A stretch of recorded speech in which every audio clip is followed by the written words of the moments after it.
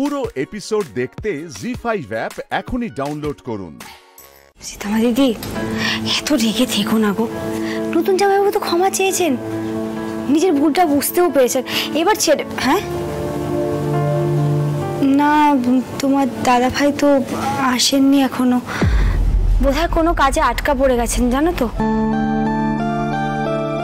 না আর কথা হয় না। হ্যাঁ সীতামা দিদি, বলছি বাচ্চারা এসে গেছে, ওদেরকে একটু ঘুম পাড়িয়ে দিই, রাখছি কেমন? হ্যাঁ হ্যাঁ, ওঠো ওঠো ওঠো ওঠো।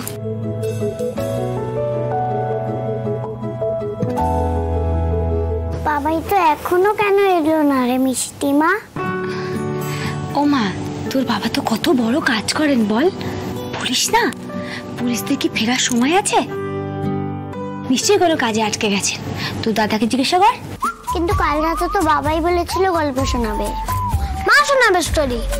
না, মিষ্টিমা পারে না, বাবাই সুন্দর করে বলে। একদম না, মা অনেক বড় স্টোরি বলে। না, বাবাই বলে, অনেক রকম গল্প বলে। কিন্তু বাবাই তো গল্প শোনাতে পারবে না। বাবাই হঠাৎ করে কুসুমপুরে গেছে, এখান থেকে বেশ কিছুটা দূরে। ও মা, সে কি? নতুন জামাইবাবুদের ওখান থেকে যাওয়ার আগে তো বললেন অফিস থেকে ফিরে আসবেন। এমার্জেন্সি কোনো কাজে গেছে। মিঠুও তো ওখানে গেছে। কোথায়? কুসুমপুরে? তুই কি করে জানলি? মিঠি ফোন করেছিল, জাম্মার ফোনে। হ্যাঁ, আমার ফোনে ফোন করেছিল, বললো কি সব ছবি টবি তুলতে গেছে। সিটকে বলতে মানা করলো, বললো জানতে পারলে ভীষণ রেগে যাবে, যেতেই দেবে না। আর তুমি ওর কথা মেনে নিলে? জানোই তো কিরকম পাগল। মিঠির কিছু হয়নি তো যার জন্য ভাই ছুটেছে? তারও কাল রুদ্রর কাছ থেকে সবটা জানতে হবে। বাবাই আসলো না তো আমাদের গল্পকে শোনাবে। তোমাদের গল্প জেঠুম শোনাবে। হ্যাঁ, শুয়ে পড়ো শুয়ে পড়ো, মিষ্টি শুয়ে পড়ো। মিঠি, কি গল্প শুনতে চাও বলো?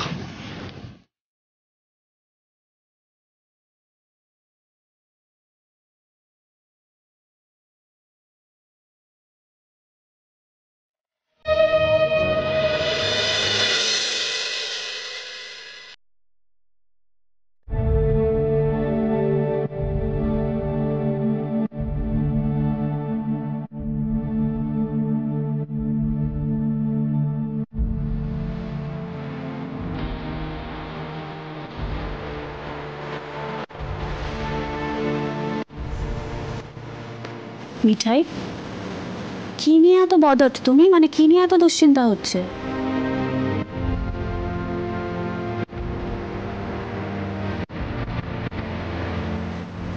মিঠাই রানী, বড় যা কিন্তু এখনো তোমাকে নজরে নজরে রাখে।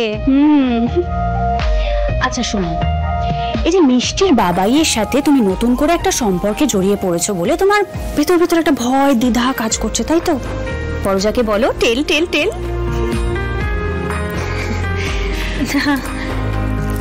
সেরকম কিছু না, ওই আসলে একটা ছোট্ট কথা। জি5 ডাউনলোড করুন আর সব এপিসোড দেখুন একদম ফ্রি।